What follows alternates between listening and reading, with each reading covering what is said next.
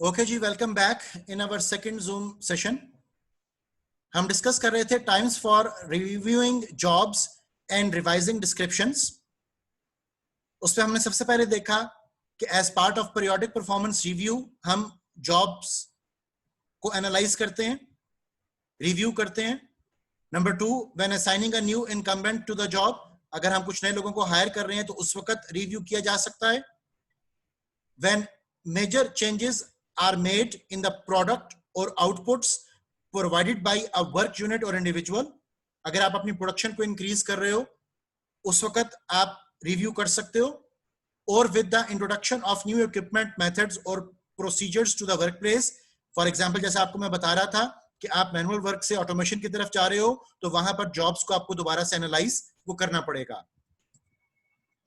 इसके अलावा हम डिस्कस कर सकते हैं कि with the organisation, with the reorganisation of the work unit, अगर आपने हायरार्की में कोई तब्दीली की है, आपने कोई कॉर्पोरेट रिस्ट्रक्चरिंग की है, आपने कोई डी लेयरिंग का कॉन्सेप्ट यूज किया है। डी लेयरिंग का मतलब होता है कि आपने अपनी हायरार्की में से कुछ लेयर्स ऑफ हायरार्की को निकाल दिया है। आप टॉल स्ट्रक्चर से फ्लैट स्ट्रक्चर की तरफ जा रहे हो या फ्लैट स्ट्रक्चर से टॉल स्ट्रक्चर की तरफ जा रहे हो, बेस्ड अपॉन की organisation with the passage of time develop कर रही है। तो उस सूरत में आप दोबारा से जॉब्स को वो रिव्यू वो करोगे। नेक्स्ट पॉइंट देखिएगा, with the implementation of a new पे सिस्टम, कि अगर आपकी ऑर्गेनाइजेशन में एक नई पॉलिसी इंप्लीमेंट होने लगी है तो उस पॉलिसी को इंप्लीमेंट होने से पहले आप दोबारा से जॉब्स का एक रिव्यू करते हो। And it can be when a new responsibility, a major work activity area is added to the job, उस सूरत में भी जॉब्स का रिव्यू वो किया जाता है। तो ये तमाम औकात होंगे जिस वक्त जॉब्स को दोबारा से एनालाइज किया जाता है, डिस्क्रिप्शंस एंड स्पेसिफिकेशंस दोबारा से चेक की जाती हैं। ये हमारे पास सबसे पहला स्टेप होगा जब हमने कंपनसेशन पॉलिसीज को डेवलप करना वो शुरू करना है, ताकि हर साल जॉब्स को भी कैलकुलेट किया जा सके और उन जॉब्स के मुताबिक जो आपने कंपनसेशन प्रोवाइड करनी है उसको भी विजुअलाइज वो किया जा सके।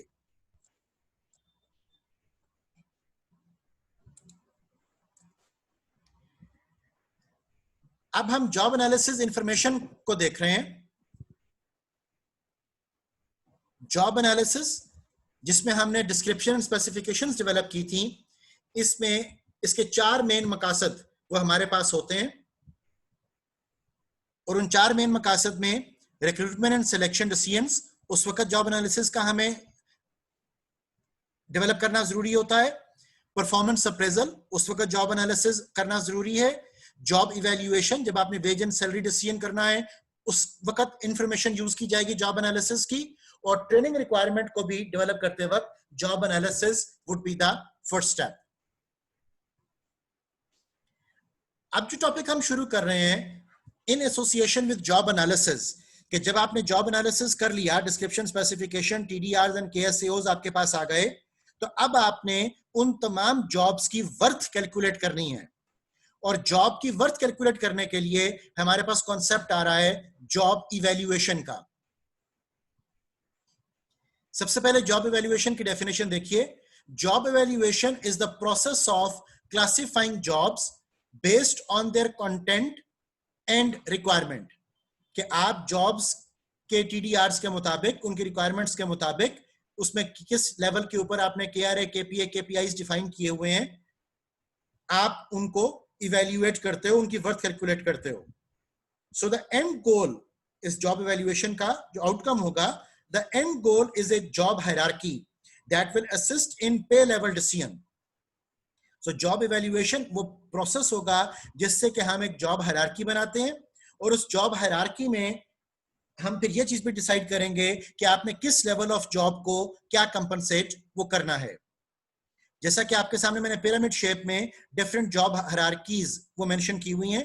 हमारे पास चीफ इंफॉर्मेशन ऑफिसर है, उस चीफ इंफॉर्मेशन ऑफिसर के under director of information systems है, आपका वेब आर्किटेक्ट है, डेटाबेस मैनेजर है, लैंड मैनेजर है, टेक्निकल सपोर्ट मैनेजर्स हैं। उसके बाद हायरार्की में नेटवर्क एडमिनिस्ट्रेटर है, सिस्टम एनालिस्ट है, प्रोग्रामर्स हैं।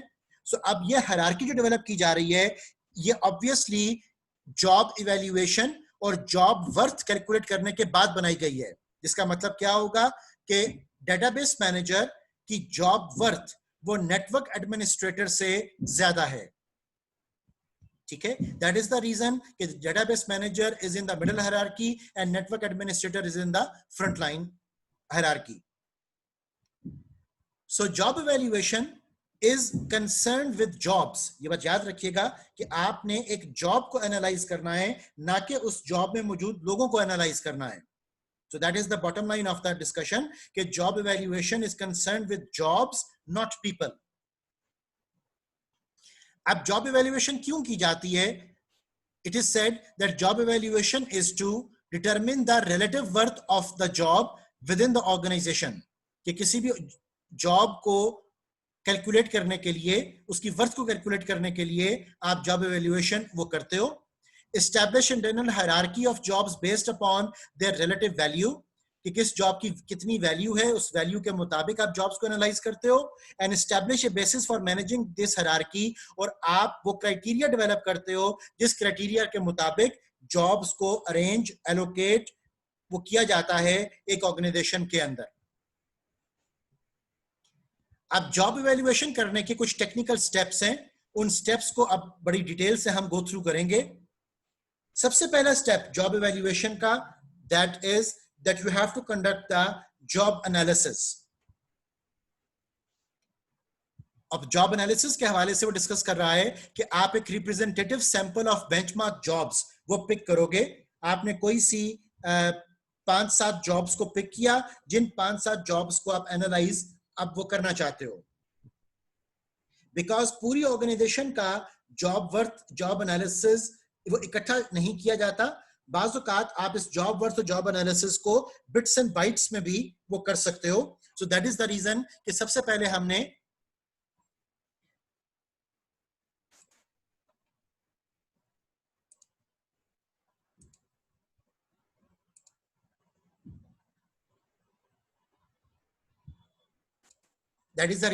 पहले हमने जॉब एनालिसिस में बेंचमार्क जॉब्स को वो पिक किया है। इसके बाद the content of these jobs is basis for compensable factors.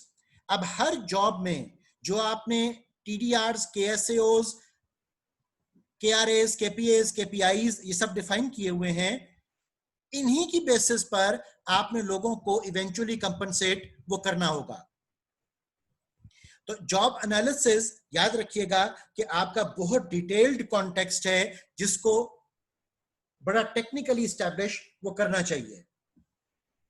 जब आपने जॉब एनालिसिस कंडक्ट कर लिया तो इसके बाद स्टेप 2 आता है कि अब आप उन तमाम जॉब से रिलेटेड कंपनसेबल फैक्टर्स, जिसको हम यूसीएफ भी कहते हैं, यूनिवर्सल कंपनसेबल फैक्टर्स, इनको डिफाइन करें। So based on the work performed, ठीक है, कंपनसेबल फैक्टर्स को आप कैसे डिफाइन करते हैं? सबसे पहले हम देखते हैं based on the work performed कि वो कंपनसेबल फैक्टर्स डिपेंड करेंगे व्हाट इज डन, कि काम एक्चुअली हो क्या रहा है। Second criteria of compensable factors होगा based on strategy and values of the organisation, कि ऑर्गेनाइजेशन उन तमाम कामों को जो एक जॉब के तहत परफॉर्म किए जा रहे हैं उनको वैल्यू क्या दे रही है। सो पहली चीज हमने देखी व्हाट इज डन, और दूसरी चीज हमने देखी व्हाट इज वैल्यूड। क्योंकि ऑर्गेनाइजेशन में जिस चीज की जितनी ज्यादा वैल्यू होगी, जाहिर है कि उस वैल्यू के मुताबिक आप उनको कंपनसेट वो करोगे। इसी तरह तीसरी चीज है acceptable to those affected by resulting pay structure. ठीक है, कि what is acceptable by the employees, by even the stakeholders. आप ये देखते हो कि एक जॉब से रिलेटेड जो आपने टास्क डिफाइन किए हुए हैं, उन टास्क की वैल्यू क्या है और उस वैल्यू के मुताबिक वो फैक्टर्स लोगों को किस कदर एक्सेप्टेबल हैं। तो ये तीन चीजें हमारे पास बेसिक क्राइटेरिया हैं कंपनसेबल फैक्टर्स को डेवलप करने के लिए। First, what is done, second, what is valued, and third, what is acceptable. So अभी तक हमने 2 स्टेप्स देखे। स्टेप 1 जिसमें आपने जॉब को एनालाइज किया, और स्टेप 2 जिसमें कि आपने कंपनसेबल फैक्टर्स को डिफाइन करना वो शुरू किया हर एक पर्टिकुलर जॉब से रिलेटेड। इसके बाद स्टेप 3 वो कहता है rank the jobs in the organisation based upon the factors chosen, कि अब आपने जो भी कंपनसेबल फैक्टर्स डेवलप किए कि what is valued, what is to be done, what is acceptable, in 3 criterias के मुताबिक आपने जो भी फैक्टर्स आइडेंटिफाई किए, उन फैक्टर्स के मुताबिक आप जॉब्स की रैंकिंग अब वो डेवलप करें। अब कंपनसेबल फैक्टर्स में जो 3 चीजें हमने देखी, what is done, what is to be done, what is acceptable and what is valued, इसको भी हम आगे चलकर डिटेल में एलैबोरेट वो करते हैं।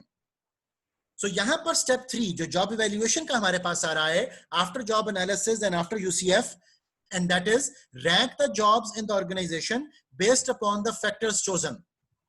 अब रैंक आप कैसे कर रहे हो? वो कहते हैं कि jobs with more compensable factors should be placed higher than those with less compensable factors. तो जिस जॉब के अंदर compensable factors यूसीएफ की मिकदार ज्यादा होगी, वैल्यू ज्यादा होगी, उसको हम अपर हायरार्की में रखेंगे, और जिसमें यूसीएफ की वैल्यू हमारे पास कम आ रही होगी उसको हम लोअर हायरार्की में वो रखेंगे। और इस मकसद के लिए कि आपने जब वैल्यू को कैलकुलेट करना है, हम एक पॉइंट मेथड का सहारा वो लेंगे। अब जॉब इवैल्यूएशन में 3 स्टेप्स हमने देख लिए। स्टेप 1 जॉब को एनालाइज किया, स्टेप 2 हमने कंपनसेबल फैक्टर्स डिफाइन किए, स्टेप 3 हमने उन जॉब्स को कंपनसेबल फैक्टर्स के मुताबिक, जॉब वर्थ के मुताबिक रैंकिंग की। अब हम स्टेप 4 पर पहुंचते हैं। Step 4 is talking about setup the job structure. अब आप एक पूरा ऑर्गेनोग्राम वो डेवलप करोगे, इसमें choose people to make the decisions. आप देखोगे कि डिसीजन मेकिंग पावर किन लोगों के पास होगी, reach and record the decision.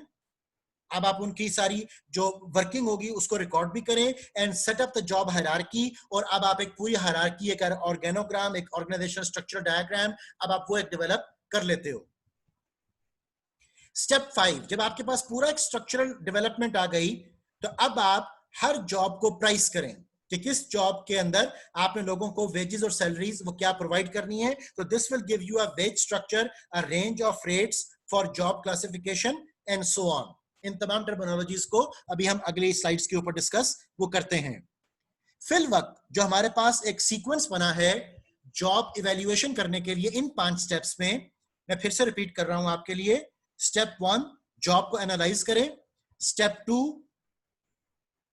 आप जॉब की वर्थ कैलकुलेट करें थ्रू यूनिवर्सल कंपनसेबल फैक्टर्स, स्टेप 3 अब आप उन जॉब्स को उन यूसीएफ के मुताबिक रैंकिंग करें, स्टेप 4 आप एक कंप्लीट ऑर्गेनाइजेशन स्ट्रक्चरल डायग्राम बनाएं, और स्टेप 5 तमाम जॉब्स को जो स्ट्रक्चरल डायग्राम में आ रही हैं उन तमाम जॉब्स को आप प्राइस एलोकेट करो, उनको वेजेस एंड सैलरीज एलोकेट करो कि किस जॉब में कितना काम परफॉर्म किया जा रहा है, कितने कंपनसेबल फैक्टर्स हैं, और उसके तहत आप उनको कितने पैसे वो दोगे। अब बड़ा इंपॉर्टेंट एक टॉपिक आपके साथ मैं डिस्कस कर रहा हूं, and that is that should market rates be used instead of job evaluation. मतलब इस बात का यह है कि क्या आप मार्केट का सर्वे करके जॉब्स को रेट एलोकेट कर दो, कि आपने जॉब इवैल्यूएशन से रेट एलोकेट करना है। इसकी डिटेल को हम देखते हैं। It is said that sometimes an organisation will conduct job evaluation and discover that there is a large difference between what the market pays for a job and what a job evaluation plan says it should earn. तो बाज़-औक़ात organisations ने इस बात का सर्वे किया कि जो salaries वो organisation के अंदर दे रहे हैं, मार्केट रेट इससे बहुत डिफरेंट है। सो उस डिफरेंस की बहुत सी वजूहात भी वो हो सकती हैं। अगला पॉइंट देखिए, if you use only labour market rates, अगर हम सिर्फ मार्केट रेट्स को देखें, you ignore company priorities such as retention, तो ऑर्गेनाइजेशन के जो पॉलिसीज हैं वो इग्नोर हो जाएंगी, क्योंकि अब आप लोगों को सिर्फ मार्केट रेट के मुताबिक सैलरीज जो है या वेजेस जो हैं वो दे रहे हो। तो हो सकता है कि कंपनी ने बड़ा सिलेक्टिव लोगों को हायर किया हुआ है, कंपनी के पास बड़ा हाई टैलेंट पूल है, और उस हाई टैलेंट पूल को अपने पास रखना भी चाहते हैं, रिटेन भी करना चाहते हैं, जिसके तहत वो मार्केट से ज्यादा लोगों को पे करने को रजामंद हैं। तो अब मार्केट का रेट वहां पर नहीं चल सकेगा।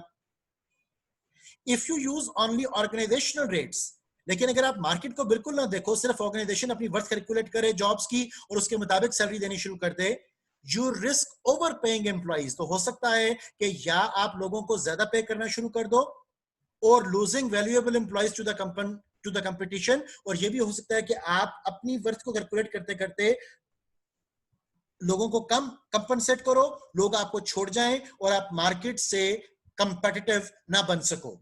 तो ये दोनों नुकसान हो सकते हैं कि अगर आप या सिर्फ मार्केट को देखो या सिर्फ जॉब इवैल्यूएशन के प्रोसीजर को देखो। आपको क्या करना होगा, आपको कंपैरिजन में चीजों को लेकर चलना है। आपके पास मार्केट का डेटा भी होना चाहिए और आपके पास अपनी इंटरनल जॉब वर्थ भी कैलकुलेट वो होनी चाहिए। फिर इन दोनों चीजों को मद्देनजर रखकर आप एक एवरेज वैल्यू एलोकेट कर सकते हो जो कि मार्केट सिचुएशन के मुताबिक भी हो और ऑर्गेनाइजेशन की पॉलिसीज और ऑर्गेनाइजेशन की प्रायोरिटीज भी उसमें एडजस्ट वो हो रही हो। सो नतीजा हमारे पास जो दोनों पॉइंट्स का आया वो ये था कि hence job evaluation should be used to rate and rank the jobs in order to compare them with market rates. Only then can a realistic wage structure be established. ठीक है, तो सिर्फ तभी आप एक प्रॉपर वेज स्ट्रक्चर बना सकोगे जब आप जॉब इवैल्यूएशन और मार्केट रेट्स इन दोनों को विजुअलाइज वो कर सको। अब हम कंपनसेबल फैक्टर्स पर पहुंचते हैं कि कंपनसेबल फैक्टर्स को कैसे कैलकुलेट किया जाता है और कंपनसेबल फैक्टर्स में क्या कुछ शामिल होगा जिसके तहत what is to be done, what is valued and what is acceptable, इन तीन चीजों को हम डिफाइन वो करते हैं। सो कंपनसेबल फैक्टर्स के हवाले से पहला पॉइंट वो कह रहा है कि after collecting information through job analysis and writing job description, next step is to compare jobs.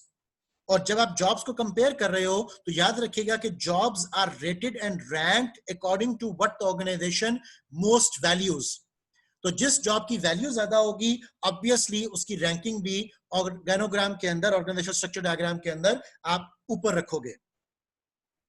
So कंपनसेबल factors are paid for. किसी भी जॉब में कंपनसेबल फैक्टर्स हम उन चीजों को कहते हैं जिसको आप एक्चुअली पेमेंट कर रहे हो। So compensable factors are paid for. Number one. Number two, they are measurable qualities. यही वजह है कि आपको मैंने बार बार इस बात की तलकीन की कि जब आप KPIs डिफाइन करो तो KPIs को हमेशा स्मार्ट बनाओ, specific, measurable, attainable, realistic time frame बनाओ। क्योंकि अगर आप KPI स्मार्ट नहीं बनाओगे तो आप measurable qualities related to compensable factors भी डेवलप वो नहीं कर सकोगे। Therefore, कंपनसेबल फैक्टर्स में पहली चीज आ गई कि आप एक लिस्ट बना रहे हो that what are the factors which are paid for. Number two, आप उनको measurable qualities के तौर पर पिक करोगे। Number three, आप उसमें फीचर्स, रिक्वायरमेंट्स और कंस्ट्रक्ट्स और वेरिएबल्स इनको आइडेंटिफाई करोगे that are common to many different kinds of jobs, जो कि डिफरेंट तरह की जॉब्स में यकसा पाए जा रहे हो। अब उस यकसानियत को लेकर आने के लिए हमने 4 ब्रॉड कैटेगरीज वो डेवलप कर ली, जिन 4 ब्रॉड कैटेगरीज के मुताबिक हम जॉब्स में मेजरेबल क्वालिटीज, फीचर्स और रिक्वायरमेंट्स इनको आइडेंटिफाई वो करते हैं। वो 4 मेजर ब्रॉड कैटेगरीज हैं: स्किल्स, रिस्पॉन्सिबिलिटी, एफर्ट, मेंटल और फिजिकल एंड वर्क एनवायरनमेंट। अब ये हमारे पास 4 मेन डायमेंशंस आ गई जिन डायमेंशंस के अंदर हम तमाम जॉब्स के अंदर पाए जाने वाले कंपनसेबल फैक्टर्स को आइडेंटिफाई और कैलकुलेट और मेजर और इवैल्यूएट वो करेंगे। अब हम कुछ कैरेक्टरिस्टिक्स ऑफ कंपनसेबल फैक्टर्स देखते हैं। सबसे पहली कैरेक्टरिस्टिक है the factors must be present in all jobs, कि जिस चीज को आप कैलकुलेट करना चाहते हो वो तमाम जॉब्स में मौजूद हो। नंबर 2, इफ 2 और more factors are chosen they should not overlap in meaning. तो आपने उन फैक्टर्स को पिक करना है जिनके मतलब एक ही चीज ना बन रहे हो। Number 3, consideration of all view points is critical for acceptance. आपने जॉब्स को हर तरीके से परखना है कि कहीं पर कोई इंपॉर्टेंट कंपनसेबल फैक्टर वो इग्नोर या मिस वो ना हो रहा हो। Compensable factors need to fit the organization. Organizations design jobs to meet their goals and to fit their technology, culture and values. Compensable factors need to reflect this. तो organisation की जो भी प्रायोरिटीज हैं, जैसा भी कल्चर और technology है, जैसा भी उसका वैल्यू सिस्टम है, ये सब चीजें भी कंपनसेबल फैक्टर्स में वो नजर आनी चाहिए। अब इन सब की डिटेल आगे हम स्लाइड्स में एक एग्जांपल के जरिए भी देखेंगे। कंपनसेबल फैक्टर्स में जब आप स्किल्स को डिफाइन करो जॉब से रिलेटेड, तो स्किल से मुराद होगा नो हाउ, जो एम्प्लॉइज को अपनी जॉब में नो हाउ है, काम करने का उनको तरीका आता है। सो उसमें स्किल्स में हम क्या कुछ चीजें इस कंपनसेबल फैक्टर पिक करते हैं। सबसे पहली चीज है एक्सपीरियंस। उसके बाद ट्रेनिंग, एबिलिटी एंड एजुकेशन, ये 4 मेन चीजें हम स्किल्स में काउंट कर रहे हैं। Required to perform a job under consideration, कि किसी भी जॉब को परफॉर्म करने के लिए आप एक्सपीरियंस कितना डिमांड कर रहे हो, ट्रेनिंग क्या रिक्वायर कर रहे हो, एबिलिटीज के अंदर क्या चीजें कैलकुलेट करवा रहे हो, और एजुकेशन लेवल आपने क्या रिक्वायर वो किया है। So not with the skills an employ may possess. So आपने इन 4 कंसिडरेशंस के अंदर एक कैलकुलेट करना है एक एम्प्लॉय के स्किल सेट को, ना कि आपने उन स्किल्स को कैलकुलेट करना है जो शायद जॉब रिलेटेड भी ना हो। फॉर एग्जाम्पल, एक मोटर मैकेनिक है जिसको कंप्यूटर भी चलाना आता है, तो अब उसको कंप्यूटर चलाना अगर एक एडिशनल स्किल के तौर पर आता है तो ये चीज उसकी मोटर रिपेयरिंग के अंदर डायरेक्टली काउंट वो शायद नहीं होगी। सो कंपनसेबल फैक्टर्स में जब हमने स्किल्स के तहत एक्सपीरियंस, ट्रेनिंग, एबिलिटी और एजुकेशन के फैक्टर्स को रखा, तो इनके अंदर आप फर्दर एलेबोरेशन ऑफ वेरिएबल्स किस तरीके से बना सकते हो। फॉर एग्जांपल, आप टेक्निकल नो हाउ को कैलकुलेट कर सकते हो, आप स्पेशलाइज्ड नॉलेज को कैलकुलेट करवा सकते हो, organisational awareness, educational level, specialised training, years of experience required, interpersonal skills, degree of supervisory skills, ये तमाम वो चीजें हैं जो स्किल्स के तहत कंपनसेबल फैक्टर्स में हम काउंट वो कर सकते हैं। याद रखिएगा कि यहां पर आपको मैं एक सिर्फ जेनेरिक लिस्ट दे रहा हूं। स्किल्स के सेट में आप कोई भी टेक्निकल, कंसेप्चुअल, ह्यूमन स्किल की फर्दर एलैबोरेशंस भी वो लेकर आ सकते हो। जब हम एफर्ट की बात करें, ये सेकंड कंपनसेबल डायमेंशन है, तो एफर्ट में it is said the measurement of the physical और mental exertion needed for performance of a job. तो किसी भी जॉब को परफॉर्म करने के लिए आपको मेंटल एफर्ट कितनी करनी पड़ती है, आपको फिजिकल एफर्ट कितनी करनी पड़ती है, ये चीज भी कंपनसेबल फैक्टर के तौर पर काउंट वो की जाती है। सो अब आप एफर्ट को कैलकुलेट करवाने के लिए डाइवर्सिटी ऑफ टास्क्स, कि कितने तरह के काम परफॉर्म किए जा रहे हैं, कॉम्प्लेक्सिटी ऑफ टास्क, उन कामों को परफॉर्म करने में मुश्किलात का लेवल कितना है, creativity of thinking, analytical problem solving, physical application of skills, degree of assistance available, ये तमाम चीजें आपके एफर्ट में काउंट की जाएंगी। फॉर एग्जाम्पल, जैसा यहां पर लास्ट पॉइंट लिखा हुआ है, डिग्री ऑफ असिस्टेंस अवेलेबल, अगर एक जॉब में एक शख्स के पास 2 असिस्टेंट हैं और उसी किस्म की दूसरी जॉब में दूसरे शख्स के पास असिस्टेंट अवेलेबल नहीं है, तो दोनों जॉब्स में जो अमाउंट ऑफ एफर्ट है वो डिफरेंट हो जाएगी। देयरफॉर याद रखिएगा कि आपने सिर्फ लोगों की स्किल को कैलकुलेट नहीं करना, आपने ये भी देखना है कि उस काम को परफॉर्म करने के लिए उनको फिजिकल और मेंटल एफर्ट जो है वो कितनी लगानी पड़ रही है। तीसरी इंपॉर्टेंट चीज स्किल्स और एफर्ट के बाद वो हमारे पास आ रही है रिस्पॉन्सिबिलिटी, जिसको हम कंपनसेट करते हैं। सो रिस्पॉन्सिबिलिटी के बारे में वो कहता है कि the extent to which an employer depends on the employee to perform the job as expected with emphasis on the importance of job obligation, कि अब आपको यह भी देखना है कि उस जॉब में आपको मेजर डिसीजन मेकिंग क्या करनी है, आपके पास रिस्पॉन्सिबिलिटी का लेवल कितना है, आप कितने लोगों को कंट्रोल कर रहे हो, आप कितनी प्रोडक्शन को कंट्रोल कर रहे हो, कितने service aspects of the company को कंट्रोल कर रहे हो, आपकी जॉब की लेवल ऑफ इंपॉर्टेंस कितनी है।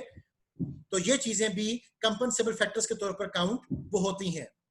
लिहाजा हमने देखा कि आपकी जॉब से रिलेटेड आपकी स्किल्स, आपकी एफर्ट, आपकी रिस्पॉन्सिबिलिटी, इन तीनों चीजों को कंपनसेट वो किया जाना चाहिए। अब जब हम रिस्पॉन्सिबिलिटी की बात कर रहे हैं तो रिस्पॉन्सिबिलिटी में जो वेरिएबल्स हम ऐड कर सकते हैं, that can be decision making authority, scope of the organization impacted and under control, degree of integration of work with others, impact of failure और risk of job, ability to perform tasks without supervision, ये तमाम चीजें आपके कंपनसेबल factors में in the dimension of responsibility को count किए जाएंगे। The fourth aspect जो कि जॉब से रिलेटेड हमें परफॉर्म करवाना है, and that is working conditions. अब वर्किंग कंडीशंस के हवाले से जो चीजें हम काउंट कर रहे हैं, दे आर कि आपकी जॉब में कितना हैजर्डियस काम है, आपकी जॉब में कितना रिस्क शामिल है परफॉर्म करने का, उसमें physical surroundings of the job कैसी हैं, जैसे कि potential hazards inherent in the job, जैसे एक शख्स है वो फर्नेस के पास काम कर रहा है तो अब उसकी जॉब में काफी ज्यादा जो है वो डेंजर अवेलेबल है। डिग्री, जैसा अगले डिफाइन भी कर रहा है कि degree of danger which can be expose to others, impact of specialised motor and concentration skills, वहां पर फिजिकली आपको कितना इन्वॉल्व होना पड़ेगा जॉब में, और डिग्री ऑफ डिस्कंफर्ट, एक्सपोजर और डर्टीनेस इन डूइंग जॉब, ये तमाम चीजें भी काउंट की जाती हैं इन फिजिकल कंडीशन। लिहाजा आपके पास 4 मेन पैरामीटर्स आ गए, जिन पैरामीटर्स के मुताबिक आप किसी भी जॉब वर्थ को कैलकुलेट करोगे। मैं फिर से रिपीट कर रहा हूं, आप स्किल्स को कैलकुलेट करोगे, आप एफर्ट को कैलकुलेट करोगे, आप रिस्पॉन्सिबिलिटी को कैलकुलेट करोगे, और आप वर्किंग कंडीशंस को कैलकुलेट करोगे। इन 4 चीजों को कैलकुलेट करने के बाद हमें इस बात का अंदाजा होगा कि किस जॉब में कंपनसेबल फैक्टर्स कौन कौन से हैं, और उन कंपनसेबल फैक्टर्स के मुताबिक हमें उनको कितना कंपनसेट वो करना है। अब जॉब इवैल्यूएशन मेथड्स हमारे पास मौजूद हैं। सबसे पहले देखिए हमारे पास मेथड है जॉब रैंकिंग, जिसमें के raters examine job description and arrange jobs according to value to the company, कि जिसमें हम जॉब्स को हायरार्की ऑफ प्रायोरिटी के मुताबिक रैंक्स एलोकेट करते हैं, और ये देखते हैं कि उस जॉब को परफॉर्म करने के लिए आप कितनी वैल्यू कंपनी की तरफ से एलोकेट वो करवाओगे। Second is job classification. So classes और grades are defined to describe a group of jobs. यहां पर हम उस कंप्लीट हायरार्की में जॉब्स के ग्रुप्स बना लेते हैं, जैसे आपके बेसिक पे स्केल या ग्रेड्स का जिक्र किया जाता है, तो आपने उन बेसिक पे स्केल्स और ग्रेड्स में डिफरेंट जॉब्स के ग्रुप्स जो थे वो आप डिफाइन कर लेते हो। और तीसरा मेथड हमारे पास है पॉइंट मेथड, जिसमें कह रहा है कि numerical value are assigned to specific job components, sum of values provides quantitative assessment of jobs worth. इसमें Hay guide chart profile method हम वो यूज करेंगे। इसकी एग्जांपल देख लीजिए पॉइंट मेथड की। सपोज आपने एक यूनिवर्सिटी में डिफरेंट जॉब्स को एनालाइज करना है, और जॉब्स एक एजुकेशन इंस्टीट्यूशन से रिलेटेड जब आपने एनालाइज की, तो मेजर जॉब फैक्टर्स आपके सामने जो आए, they were number 1 education, number 2 responsibility, number 3 physical effort, and number 4 working conditions. अब आपने एक यूनिवर्सिटी में डिफरेंट जॉब्स को कैटेगराइज करने के लिए इन 4 जॉब फैक्टर्स को, इन 4 यूसीएफ को आइडेंटिफाई किया, और आपने इन चारों को वेट एलोकेट करना है। वेट एलोकेशन का मतलब होता है कि इनकी relative importance to particular jobs के मुताबिक आप उनको वेट एलोकेट करोगे।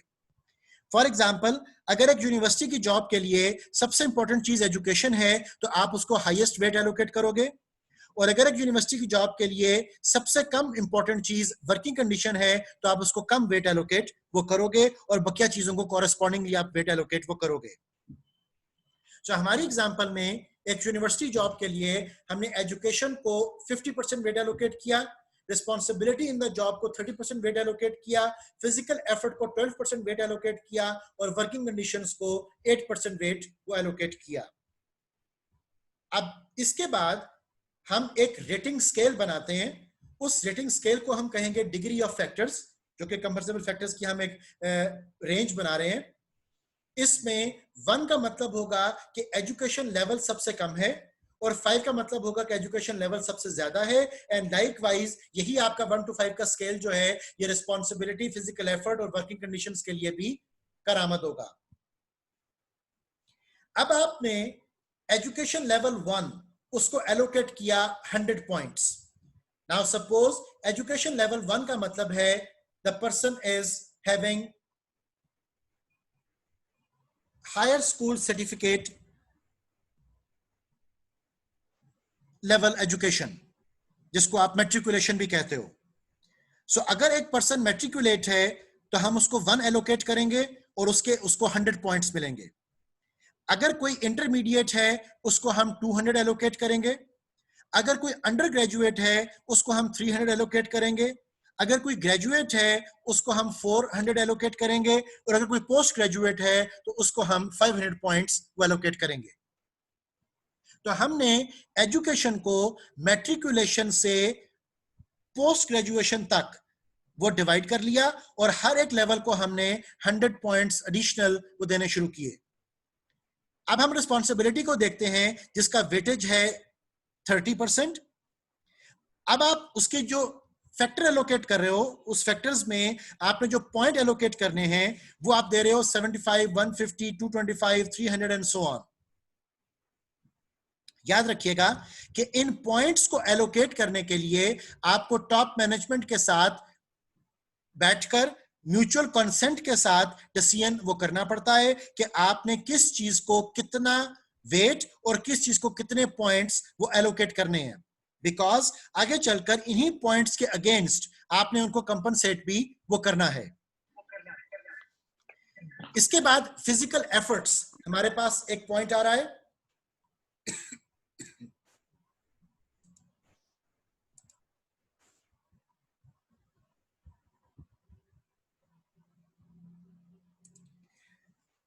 फिजिकल एफर्ट में आपने उसको 12% वेट एलोकेट किया, और 12% वेट एलोकेट करने के बाद आपने पॉइंट्स उसको दिए 24, 48, 72, 96 एंड 120। वर्किंग कंडीशन आपने 8% एलोकेट किया, और फिर उसको कॉरस्पॉन्डिंगली 25, 51, 80 एंड सो ऑन आपने पॉइंट्स एलोकेट वो कर दिए। अब जाहिर है कि अगर एक शख्स की एजुकेशन ज्यादा है, वो पोस्ट ग्रेजुएट, उसके पास क्वालिफिकेशन है, तो उसको डायरेक्टली 500 पॉइंट्स मिल जाएंगे। लेकिन हो सकता है कि उसकी वर्किंग कंडीशन में कोई इतनी मुश्किल ना हो, उसकी फिजिकल एफर्ट कोई ज्यादा ना हो, तो वहां पर आप उसको कम एलोकेट कर रहे हो। May be that person is operating eight 48 and 51। Okay, लेकिन एक शख्स जिसकी एजुकेशन कम है, तो उसको आपने एजुकेशन में 1 एलोकेट किया, उसको 100 पॉइंट्स मिले।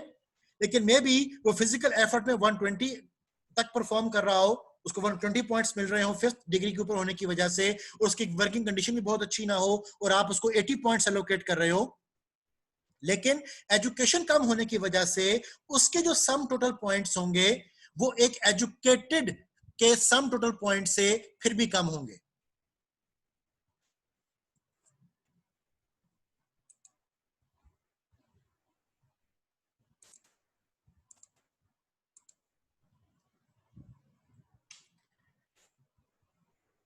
सो यहां तक हमने डिस्कशन की कि आप डिफरेंट जॉब्स को कंपनसेबल फैक्टर्स कैसे एलोकेट करोगे, और उन कंपनसेबल फैक्टर्स के मुताबिक आप उनको वेट्स और उसकी रेटिंग वो कैसे करते हो, और हर रेटिंग के अगेंस्ट आप उनको पॉइंट्स कैसे एलोकेट वो करते हो। अब इस सारे के नतीजे में आपकी एक जॉब हायरार्की वो बनेगी। सो जॉब हायरार्की के बारे में आप डिस्कस करोगे। सबसे पहला पॉइंट देखिए, the key product is an ordered listing of jobs based on their value to the organization. So compensable factors की रोशनी में आप जॉब्स को आप एक ऑर्डर एलोकेट करोगे, और ऑर्डर से मुराद है कि जिन जॉब्स में कंपनसेबल फैक्टर्स के पॉइंट्स ज्यादा होंगे वो अपर हायरार्की की जॉब्स होंगी, और जिन जॉब्स में कंपनसेबल फैक्टर्स के मुताबिक पॉइंट्स कम एलोकेट होंगे वो लोअर हायरार्की की जॉब्स वो होंगी। So the hierarchy not only provides information about which jobs are most and least valued, but it also provides information about the relative amount of differences between the jobs. तो दो jobs के दरमियान जो फर्क है वो फर्क भी आपका कंपनसेबल फैक्टर्स की रोशनी में ही डिसाइड वो किया जा रहा होता है।